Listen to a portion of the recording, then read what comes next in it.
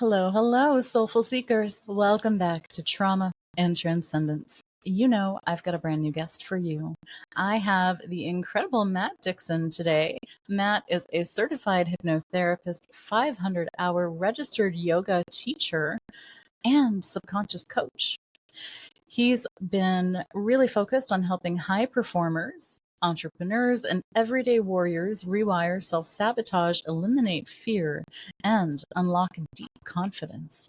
He's the creator of Subconscious Sanctuary, a yin yoga and hypnosis fusion that's been transforming lives since 2019.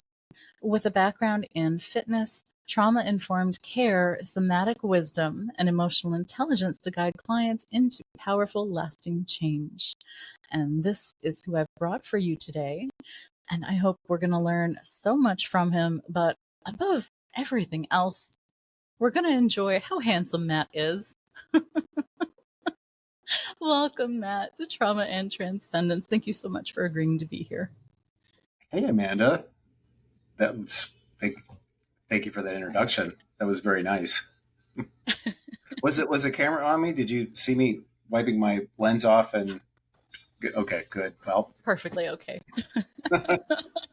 I've had worse. I've had people do full-on bathroom grooming, and I've needed to restart the episode and remind them. But it could have been worse, is what it is. So I'd love to know how you began to blend the beautiful technology that is yoga with hypnosis and hypnotherapy. Well, when I became a yoga teacher, firstly, what inspired that journey for you? Well, I was a personal trainer, and I started personal training in maybe 2007, and right around 10 or 11 years in,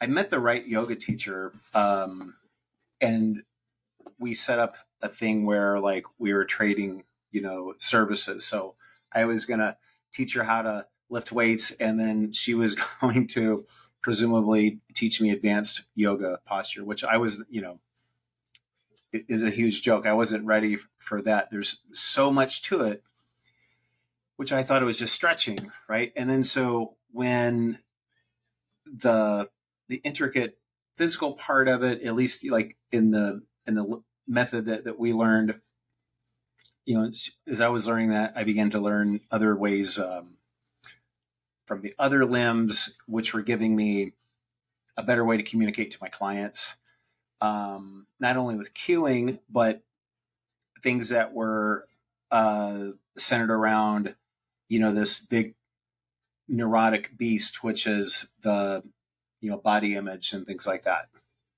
And I have always been interested in hypnosis.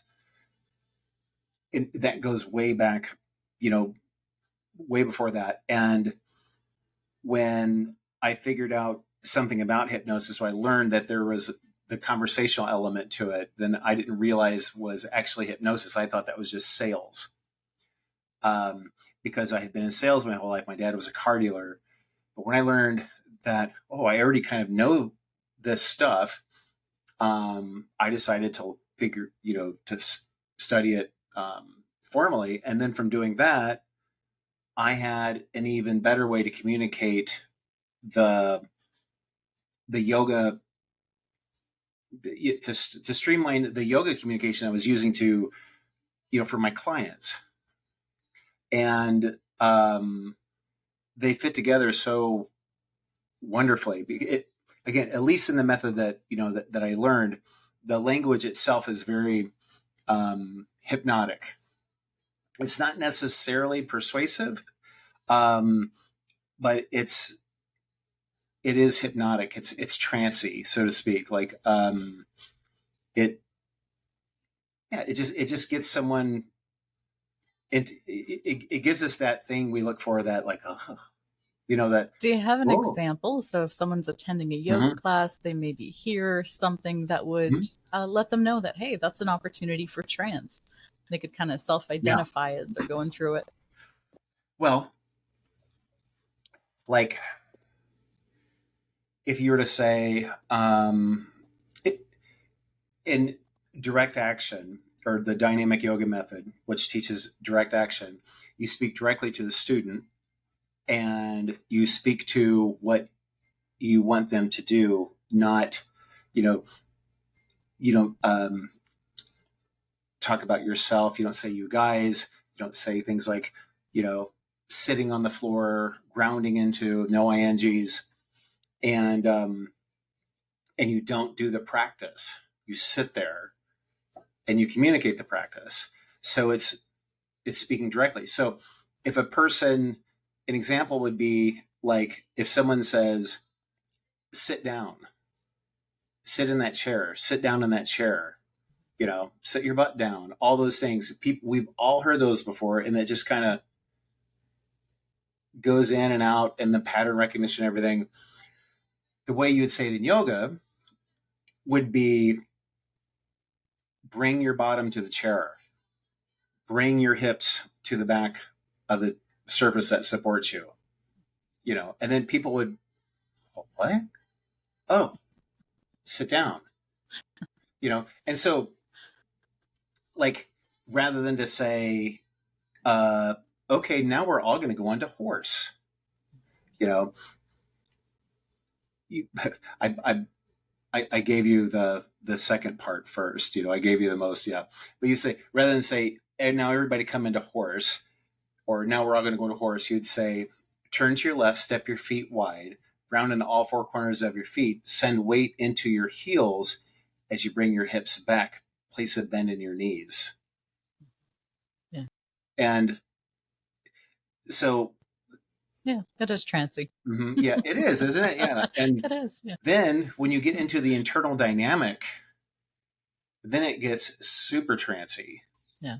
And the internal dynamic is like, as you ground all four corners of your feet into the floor and lift your toes, feel the strengthening of, or, activate the bandhas, which is the seal, the strength, the muscle energy. Feel how that grounds you into your mat space. And as you feel that energy come up through your back line, notice what else you feel. Oh, what else do I feel? It's yeah. So anyway, I can go on forever with that, but so you just explained why at 16 years old I had a Kundalini awakening, because I took yoga. The teacher tranced me out every time. That's what it was. Yeah. And I thought, there's language patterns, there's hypnotic language patterns, or like, I used to, call them, sales techniques or closes. And now I would just refer to them as persuasive language patterns. And I thought, like, wow, if I could teach hypnotic language to yoga teachers, they'll be even better at that. And you know what? They don't need it. But hypnotists need yoga. So. Oh, yes. Do we ever? Yeah. Well, I'm thinking back, and I think you've got an absolute point there. Initially, I did want to learn yoga first, and it just never quite lined up. So I did become a hypnotist first. But later, when I had the opportunity to take my 200-hour training, that was the one part that they really didn't have to work with me on. That was just naturally, and I could get up and blow the class away without even trying. And it was just like, yeah, sorry, hypnosis happened again. Yeah, and the centering is essentially an induction, right? And or the Buddha talk that you do in the beginning, the intention setting, all of it. Yeah. And I mean, that's like content-free hypnosis, right? And so who is your audience? Mostly hypnotists, or?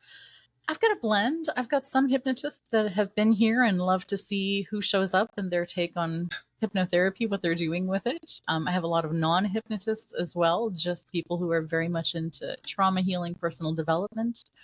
I think primarily it's women who are roughly 35 and older, and they're looking for peace, healing, and how to enter into the best version of themselves. Okay. Well, I didn't want to go too much into like the hypnosis part of it then. But what I was just going to say was, like in many trainings, they'll say like, be careful how you bring them out of trance, and it has to be done this way and only that way. And, don't send them out into the world with whatever. Yeah. And I remember thinking, okay, that's just like bring somebody out of Shavasana and it's perfectly fine. So roll over, namaste, it's, and then they get up and all, I just think they were sleepy, but they're just all trancy. They're kind of shuffling around and it's just funny, but it's two streams of knowledge that are similar and they come together and they make a river. And it's a beautiful thing. And that's kind of how the two came together for me. So as you lead clients through this kind of integration or fusion, however you want to reference it, are you doing a lot of one-on-one work? Is this more of a group thing that you're facilitating, or both? Well, the have actual events where I combine a Yin Yoga practice, which is primarily what I teach. And a Yin practice is a very still, quiet, deep stretch type of practice that, at least the way that I teach it, the Bernie Clark method, which is very gentle. There's I think the Polly Grilly method. The other is very not gentle. No. it's you talk about yin and yang, right? And so I'll just work in hypnotic, suggestions, trancy language to release stress and to explore, resources and things like that. And I weave it all together. So it's not like, okay, now we're going to do this. It starts with the centering and then it, and then it goes from there. For the not non-yoga practitioners, but maybe someone who hasn't practiced Yin, would you mind explaining why it's a little more effective in terms of healing trauma than some of the other types of yoga out there? Well, it's, again, at least the way that I teach it in the Bernie Clark method, it's based on three principles. One is finding your edge. And, so if you say like, it's the edge right before struggle, except in Yin, it's a little bit different. So if we think of the edge, we think of like this is, I'm at nothing and then I'm at my edge right before I'm about to snap, So in Yin, you find the edge and then you back off a little bit and then you back off a little bit more. And so you're just to a place where your feet, there's sensation. And so that's the edge in Yin. The second is stillness. And you go to the edge in that posture and you're still. And the third is time. And the posture can be held from anywhere from, 5 to 20 minutes. So the reason I think it's a long time to hold a posture when you think about it, especially, when people are used to doing a flow class, vinyasa, they don't spend any kind of time in a pose in those. Yeah. And I rarely hold anybody more than 5 or 6 minutes, but like the reason I think it's good for trauma or any degree of it is like, it immediately introduces the idea that you don't have, it's not all or nothing. And I think mm-hmm. I think Richard Nongard would call this pendulation, where we're taking the client into the challenge, out of the challenge, into the challenge, out of the challenge, and we're giving them a chance to kind of experiment and feel it all and kind of master it. And that's yoga overall, isn't it? Taking it out into the world and learning that, yeah, we can do difficult things and it doesn't have to be all or nothing, kind of like you said. But for me, it's pendulation. It's we're mastering it, we're playing with it. Yeah. I use a slinky to communicate that, but I agree. Yeah. You're welcome to show the slinky. Oh, I didn't know. I love that. Right here. How would you usually explain it? Well, I'm glad you asked. I learned this from a yoga teacher. It's one of the most, like, when I learned it, I was like, whoa. And something just like landed and shifted my whole thought process, which is essentially what we do in hypnosis, right? And this is how I explain it, how it was explained in this workshop. It was an Eldo workshop. And I shouldn't have said that because I don't remember what Eldo means, but it's essentially like a somatic kind of intelligent movement of the body. But she was sitting at the front and she was saying, we have so much tension, we have so much trauma, things we hold in our body because we don't shake it out, but the problem is like, if it gets to a point where we're so compressed and then we take a huge step, and then it's like we've gone too far. And then she said, so you want to be in the middle. And then she kind of did this like snaky movement. She goes, in the middle, like a sexy slinky.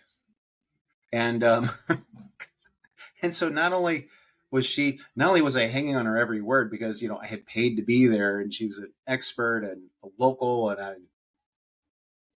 and then she starts like snaking her body. I'm like, yeah, just like that. And incidentally, I wrote about that for my email list, and there was one clarification I wanted, and it was just not quite 24 hours before, and I sent her a message on Facebook. Can you remember what she said?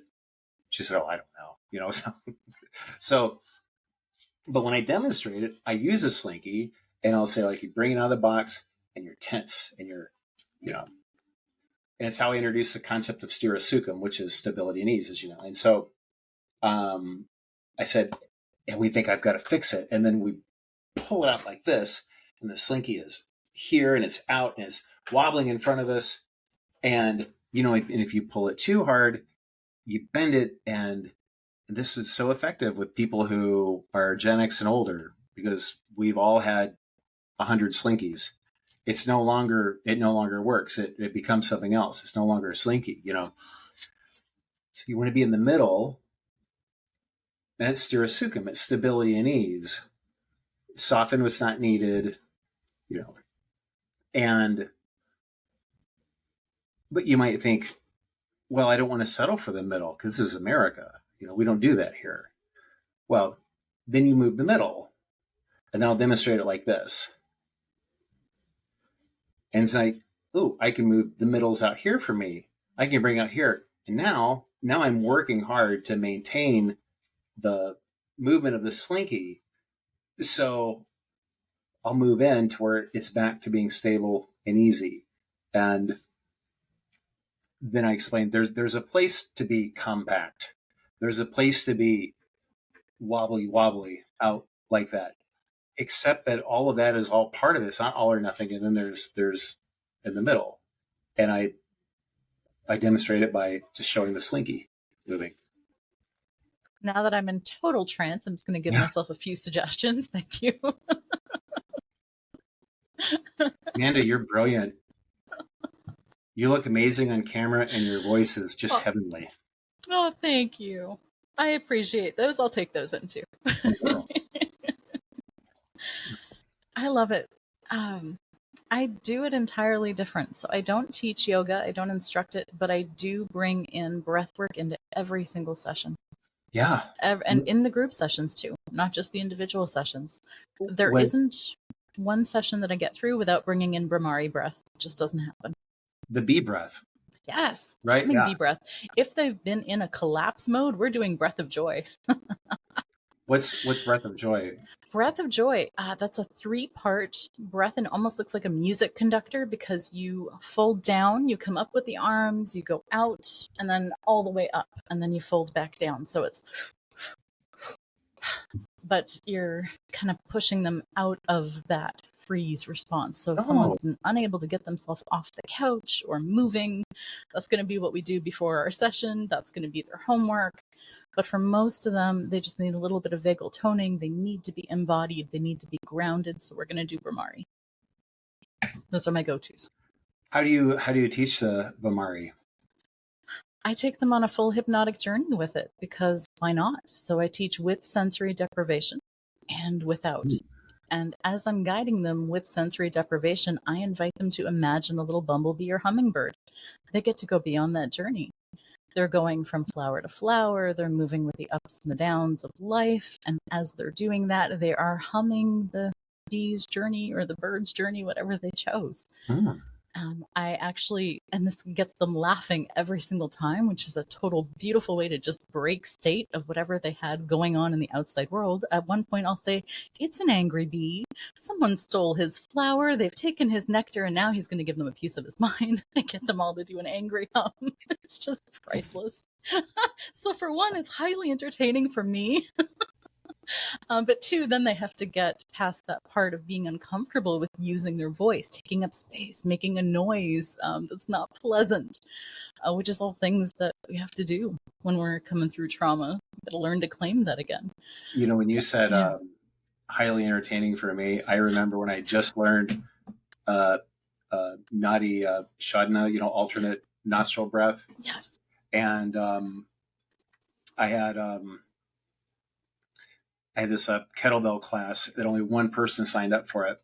And she was like in every class, and she's like, so go. And I was, and she was saying like how she needed to be, she's calmed down, all that stuff. But I said, hey, can I show you something? I just learned it. And so she's on her back, and, I'm walking her through. I don't remember exactly how I told her to put her hands, but it was a formality. You know what I mean? It was and she's doing that. And then I go, okay. Usually it's the bull, right? Isn't it normally the hang loose? I learned this. You touch the third eye. Yeah, but anyway. I mean, if you want to grab a bit of insight on the way, I guess so. So I had her doing that or something. And I said, okay, now close off your right nostril and breathe in through your left. And then she went like this. She goes, are you fucking with me? Like, like she thought it was. Yes, but it's for your benefit. To make fun of her. Yeah. So that's. Yeah, and I'm going to show you how to do it too. What did you say? It's priceless. I laughed because I would have thought the same thing, And so the great thing about that is like, you learn, is it the, it's the feminine channel and then the masculine channel. And then, the neuroscientists would say, no, it's right brain, the left brain, and it doesn't matter. And I know, are you going to Hypnothoughts? Sing out this year, but I hope you have a really good time. well, I'm going to introduce you to my friend Stacy. She's a yoga therapist and a hypnotist as well. But she told me that when she works with people who can't bring their hand to their face, so they just use their fist.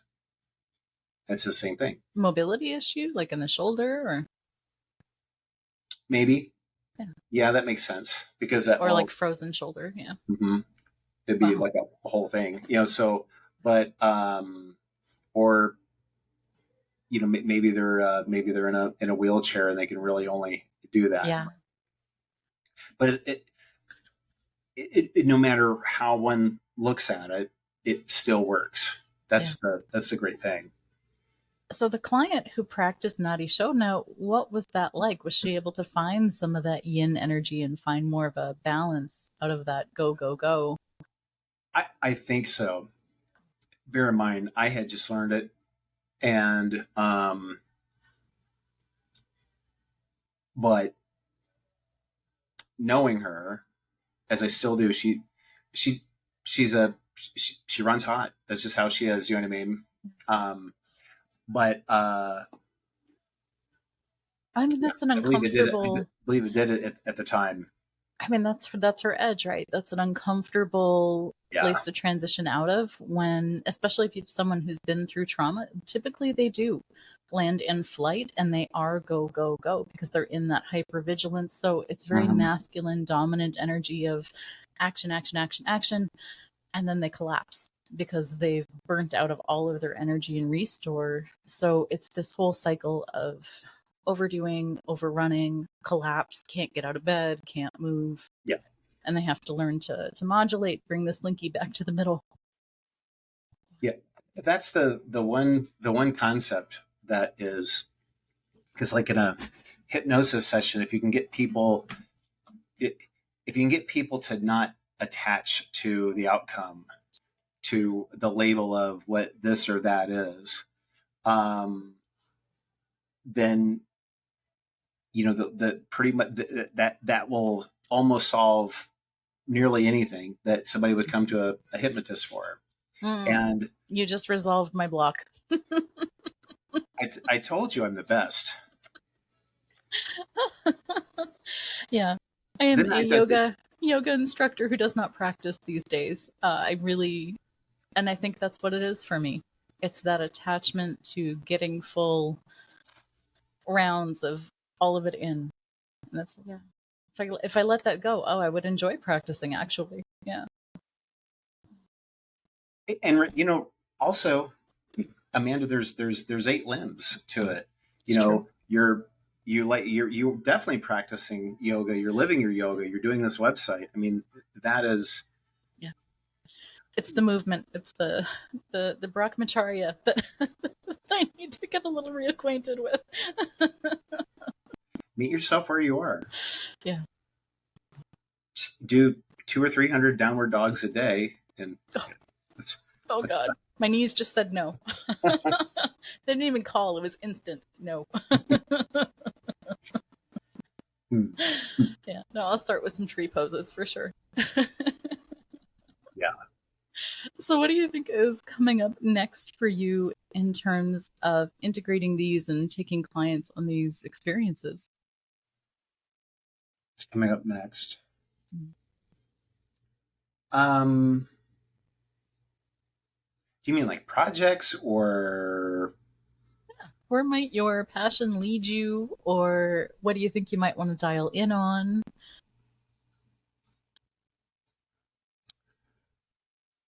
Well, the one thing that I've lately become really interested in, trauma informed language, and in bringing it into like hypnotherapy.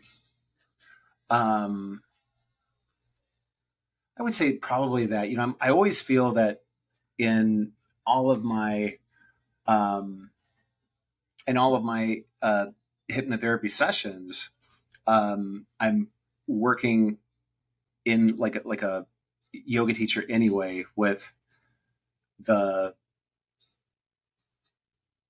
the idea of kind of just kind of meeting them where they are, not pushing things, and giving them the space to unravel something. You know what I mean? So I feel like I'm always doing that. But if there's one part of something that I learned from yoga and really felt like I got a good grasp, it's the trauma informed practice, language or anything else. Yeah. Which I had, we were foster parents, and we had lots of trauma informed training, but it wasn't until I learned how, a trauma informed yoga class was, it was taught, and what, in order for it to be referred to as trauma informed, yoga at 4:00 on Wednesday, it had to meet these things. And it goes beyond just being, sensitive. Yeah, absolutely. It does. Yeah. I didn't know you had that in your background. That makes a whole lot of sense to me. Did you get a little bit of explanation and training around RAD, reactive attachment disorder? Do you mean being a foster parent, or? Yeah. And I'm sorry, what was the question after that? Were you trained on RAD, reactive attachment disorder?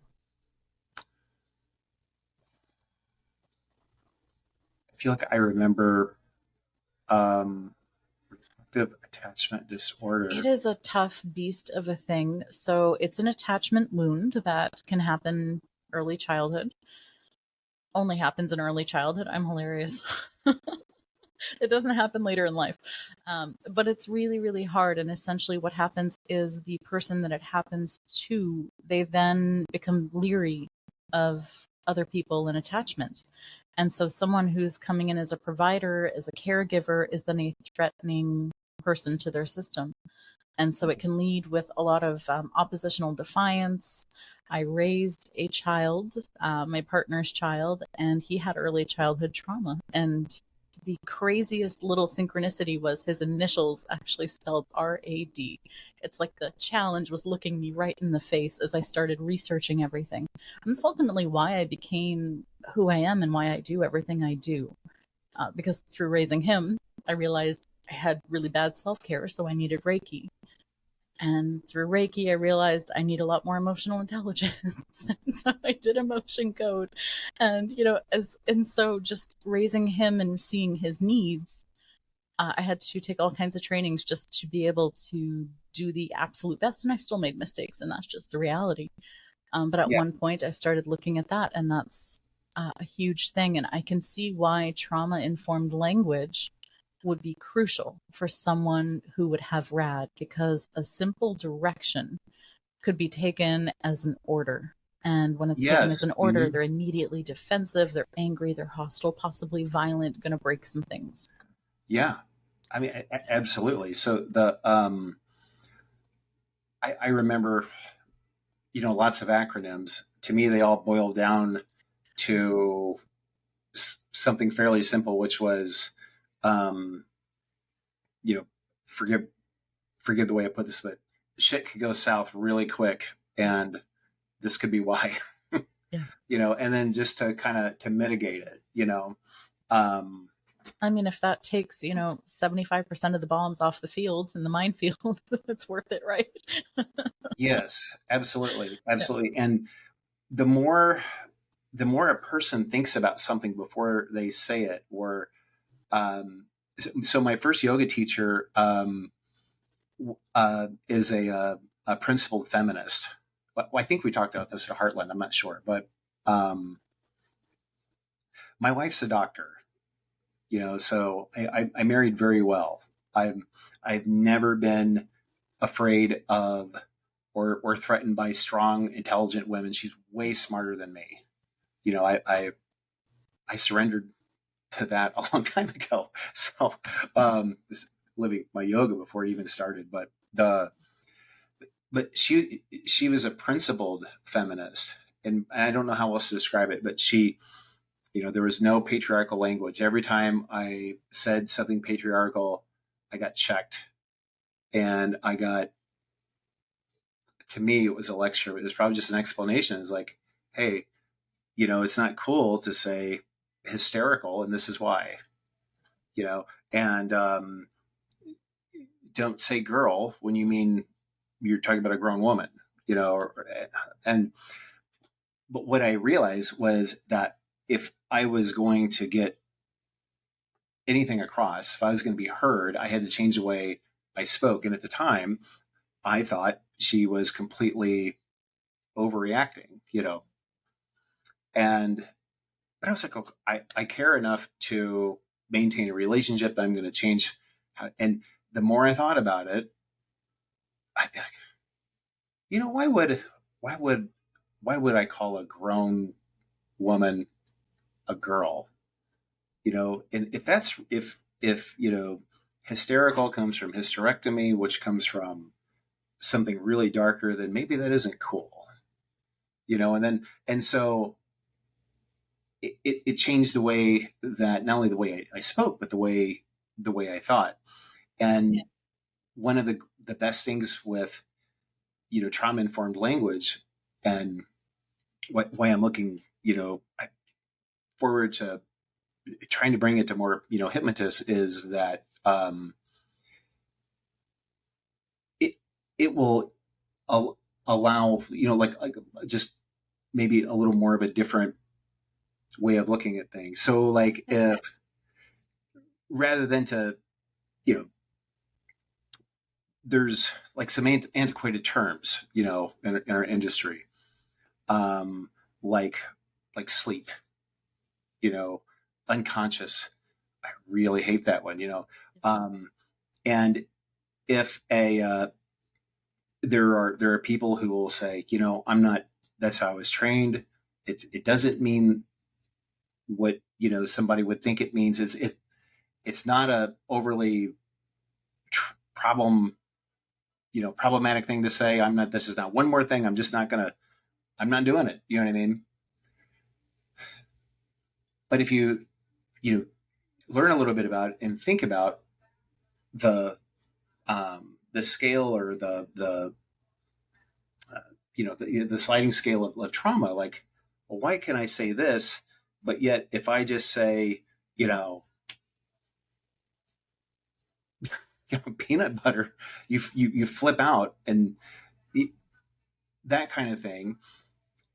If a person, even someone who doesn't want to be a trauma informed provider of any kind, if they know that is possible, and if they use any part of thinking before they say, it will soften, that hard nut. And I think the hard shell. I think there will be times that we're going to step in it no matter what anyway, Yes, because we can't always predict it. But I think the less we trigger people, the safer they feel, the more they know, oh, they probably didn't mean that in that way, and they give us the benefit of the doubt to keep working. Yeah. If there's an effort made in good faith, there are all different types of trauma that people, live with, and not all of it equals to an enormous episode. It can just equal to silence, or just a breaking of rapport. You know what I mean? Mm-hmm. Yeah. I'm having a thought about, I took a group coaching class a little while ago, and I was really enjoying that process. And I had someone that I felt really good rapport with. And then we were looking at her goals and what she wanted for herself. And with one word, we broke rapport very quickly. The word was discipline. And she had a huge aversion. And for me, discipline is self-discipline. It's something that I'm excited to embrace. One, because I can control it. Two, because I find that when I'm engaged in it, my life improves. But for her, it meant something entirely different. And so trying to meet her around her edges, because clearly within yoga, she found her edge, even though it was a word. It was, it represented something so difficult and hard for her. And I think we eventually moved into, not movement, we moved into another word that was then able to help her move past that. Yeah. And that's, I mean, if it can happen to you, it can happen to anybody, you know? I'm And not typically politically correct, so I'm not good with some of the feminist concepts. I probably make a mess with all kinds of language, but I do see why it is immensely important. I think we talked about this at Heartland as well. I do it from a different place. I do it from nonviolent communication. yep. Yeah. Yeah. That's big at the studio that I work at. Yeah. That's pretty great. Yeah. Yeah. I found it, um, I found it lacking, like a human connection at first. It Um, can sound really robotic and mhm, without empathy if you're not modulating and careful with it. Yeah. mhm. And yeah, and I can see that, I can also see that, a person who practices it has, an effective way of communicating, that most people, don't hear communication that way. And that alone, if it's something you haven't heard it a certain way, yet you know what it means, that alone will turn things, or it'll at least breaks up the bag of ice. And if I say something in a weird way, I'm probably the first to point it out to the client of I sound funny when I say that, don't I? Yeah. And they're like, yeah, but teach me how to do that. Yeah, exactly. So you've got a class coming up that you're teaching that sounds amazing. Would you tell me Hmm. more? Yeah. So that is it's one of my yin yoga and hypnosis events. And it's this Saturday. No matter when you hear this, I'm kidding. See what I did there? Okay. No, By but it's appointment it's only. it's yeah, yeah. And this one is set around releasing stress and tension, but also setting boundaries. And it's going to be based around that. The it's okay to fumble through. You don't have to be eloquent to set boundaries. You don't have to say the right words. And someone who is like a person trying to take advantage of another person, or just over assert themselves, if they're a wordsmith, then they can pick apart any sort of objection, to someone not wanting to do this, or whatever it is. And that can overwhelm a person and get them to either not want to set boundaries for themselves or give up, easily. And a big part of it is going to be based on that you don't have to be eloquent. You just have to mean it. You just have to be congruent. Yeah. And you can fumble through it, and it's perfectly okay. That doesn't change anything. I love the And way it's uncomfortable. yeah.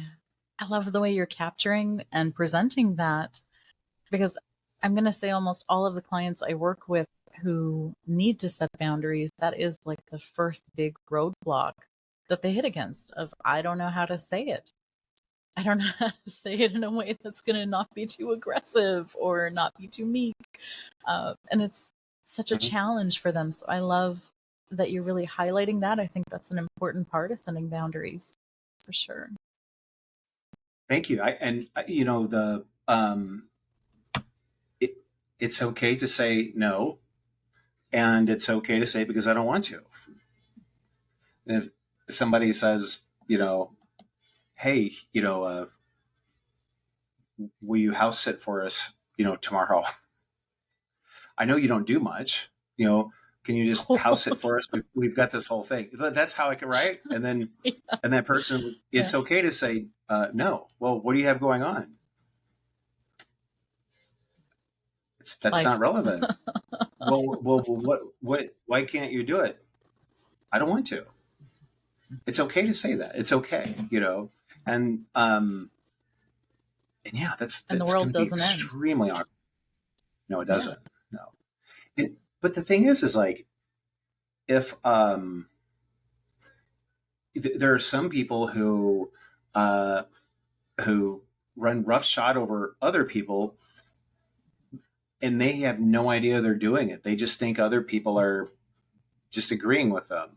They don't know. They're not purposely, bulldozing people.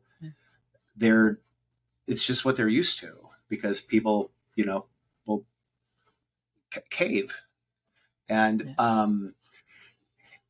so if a person is, if that person sees that, like, I just don't want to. Okay, and it fumbles through, and it's anything but eloquent or smooth or any of that stuff.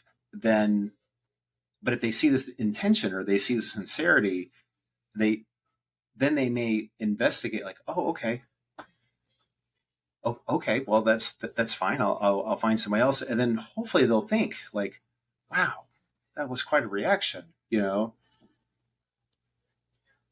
that because I came on too strong, or, it will actually help the other person as well.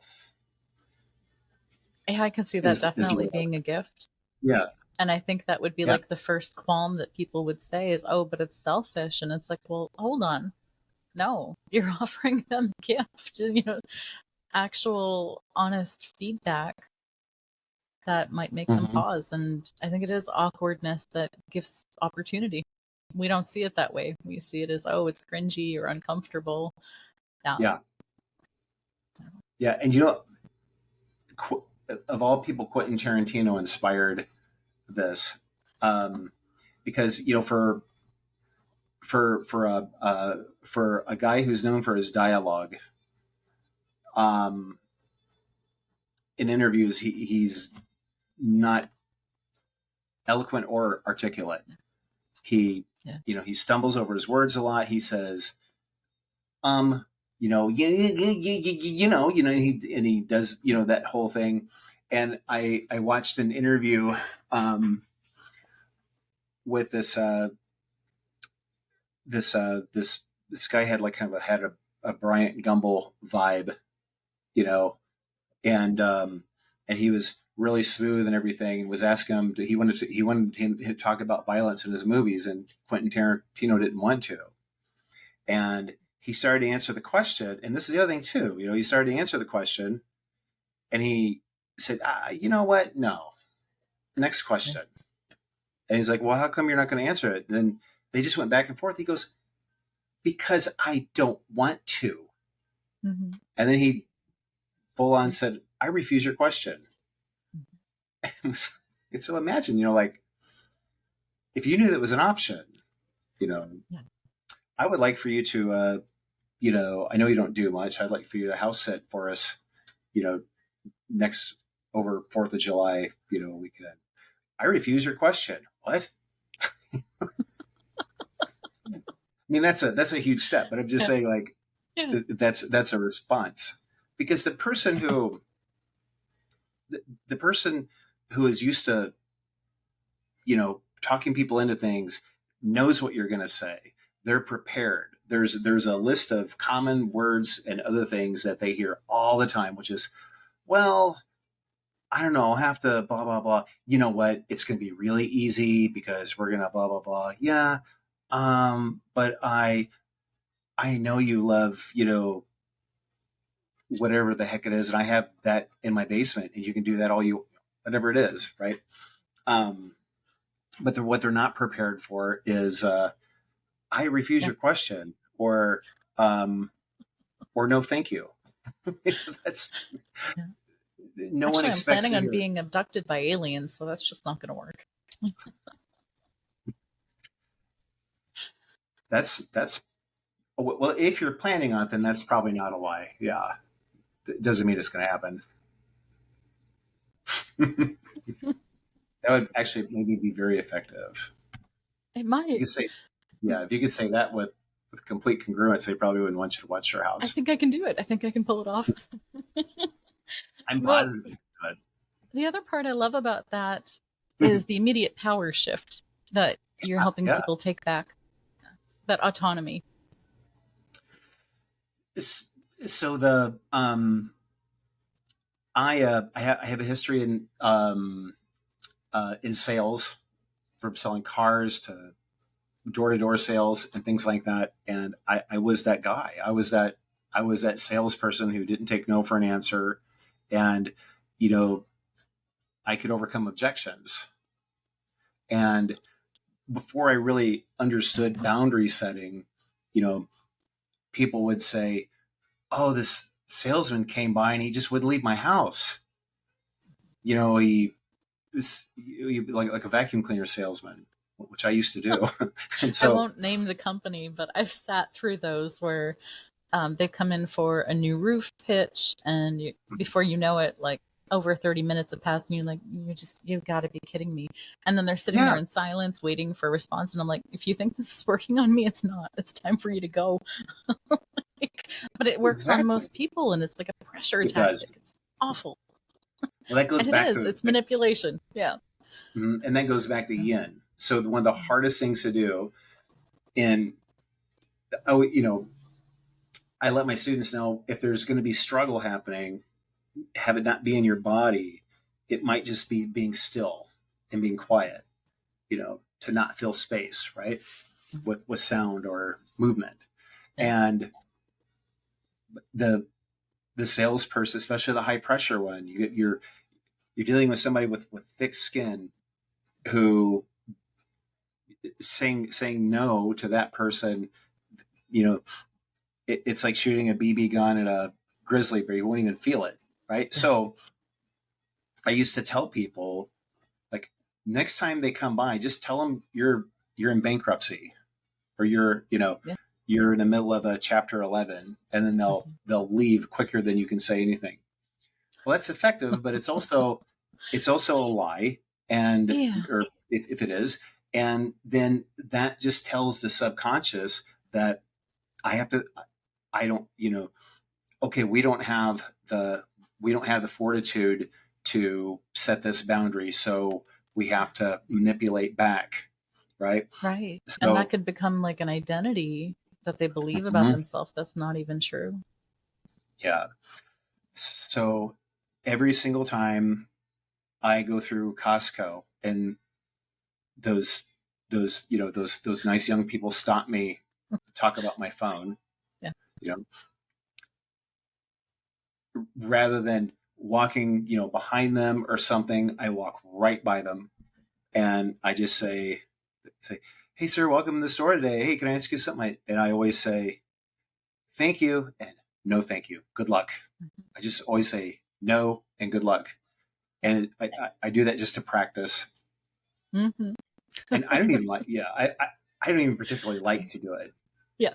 I like that you bring up practice. And I think that is something that's important, especially with boundaries. From my experience, especially, I had to practice in places that weren't with family. I had to practice in places that didn't matter. So it's like the perfect experience to start building that muscle. Exactly. Because, nothing bad is, nothing catastrophic is going to happen at Costco or any other place where they want you to sign something or talk about your phone service, or, Mormons are great people to practice on because they're so nice, they're so polite, and they, in my experience, they rarely push back, and yeah, they do. Well, maybe it's I try not to stereotype, but it is what it is. If it's true, it's not a stereotype. Isn't that what they say?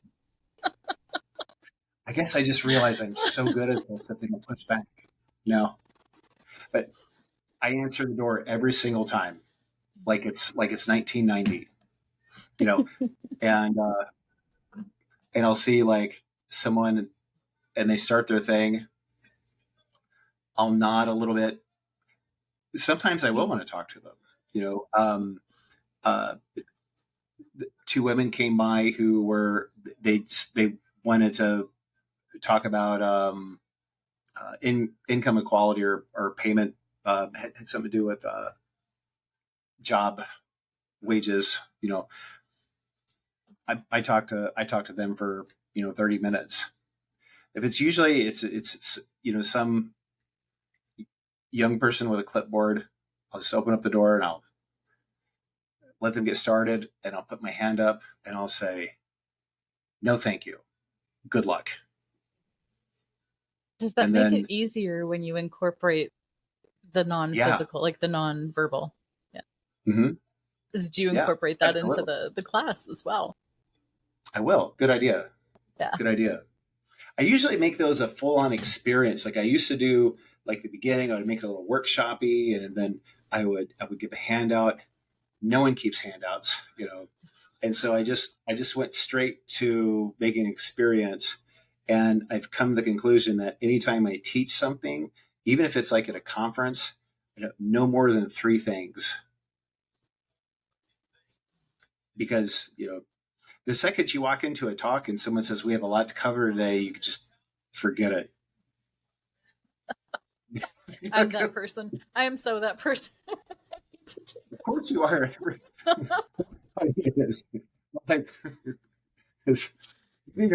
They're like, oh, we've got a lot to cover.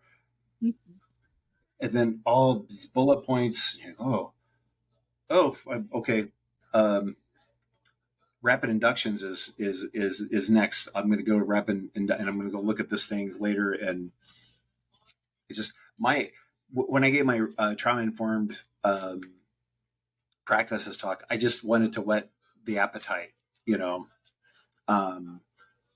but yeah, that's just the first time speaking at Hypnothoughts, I prepared all this stuff, and then like, oh, I forgot to do this, and I went to the little, printy out place, and I was like waiting, like, oh my god, they're good, they need to open like right now, and I was like, nobody cared for my silly handout, you know what I mean? but this is like, I'm that way. I take the handouts and I carry them. I think Hypnothoughts is just such a big experience. Yeah. Everybody who goes is immediately overwhelmed in the best way possible. Mm-hmm. And so you have the good intention of keeping the handouts. You say, I'm gonna work at this when I get home. Yep. And by the time you get home, you've had your mind changed about so many things in your life that you might not even know who you are anymore. And it's a beautiful, good thing. But I always intend that when I'm going to a hypnosis conference, I'm probably going to be pretty different by the time I get home, and my goals are going to change. It happens every time. Sure. What is your talk about this year? I'm doing the bringing trauma informed practice into a language into a hypnotherapy. You mentioned that. I'm so sorry. It's hot. Oh, that's today. okay. Yeah. I'm also teaching a yoga class, which honestly, I can't believe I agreed to that. It's at 7:30 in the morning. It's at 7:30 in the morning on Friday. Okay. And you Amanda, you talk about the physical practice of yoga, right? And so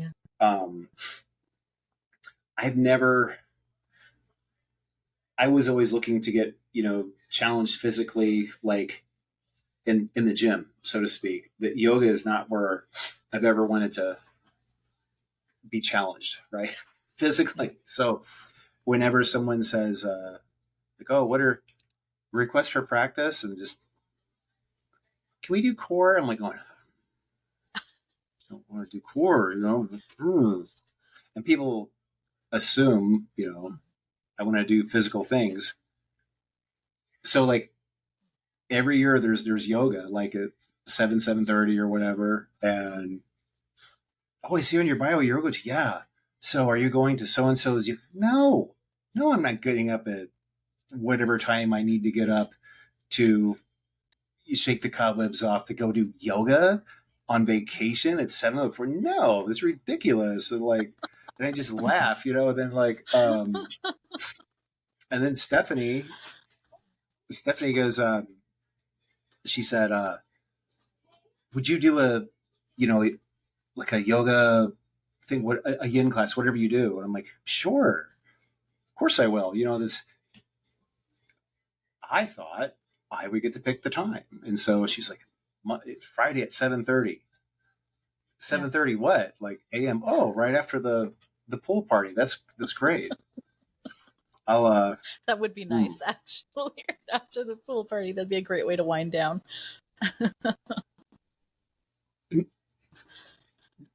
Yeah, maybe but like, I'm just thinking like, so then I realized I was like, I'm attaching to, drinking a lot on the pool. So as a yoga teacher, I'm going to unattach from that and surrender to blah, blah, blah. But I would have tried, I thought maybe like, it would be great to do like a decompress yin at the end of the conference.